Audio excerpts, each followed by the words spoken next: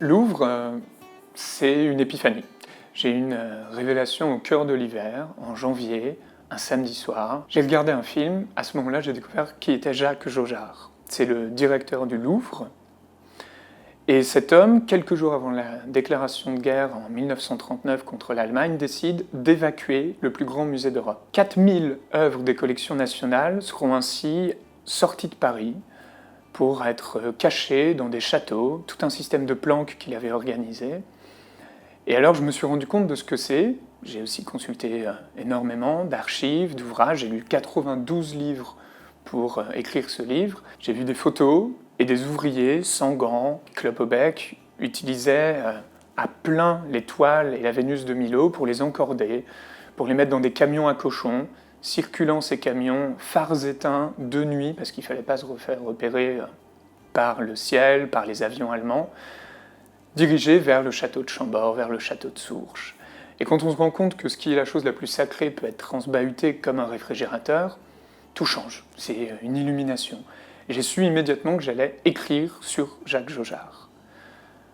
Alors, comme je ne voulais pas faire un roman historique, surtout pas, et évacuer la question du narrateur assez vite, ce sont 3 femmes qui me sont venues en secours. J'ai inventé les journaux intimes de 3 femmes qui ont réellement existé.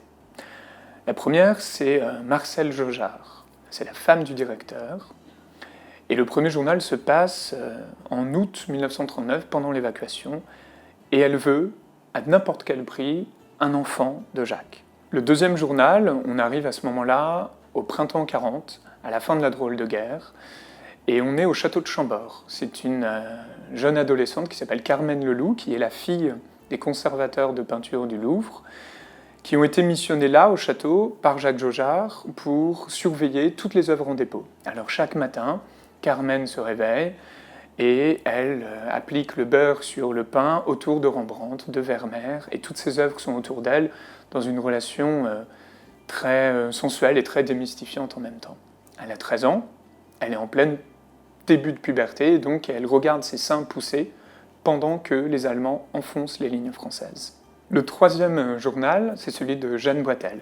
À ce moment-là, on arrive en hiver, 1942, dans le dur de l'occupation allemande. Et cette femme est une actrice très réputée, qui a tourné sous Jean Renoir, sous Sacha Guitry, mais qui, au moment où les Allemands sont arrivés, refuse de remonter sur scène. Et elle entre dans la résistance. Elle a une mission qui est de contacter Jacques Jaujard et de voir dans quel camp il se situe. Voilà, ces 3 journaux, je les ai écrits en 9 mois, prenant la vie de ces personnes réellement existantes d'une manière assez scandaleuse et très excitante. Et c'est la joie, ça a été écrit à toute vitesse.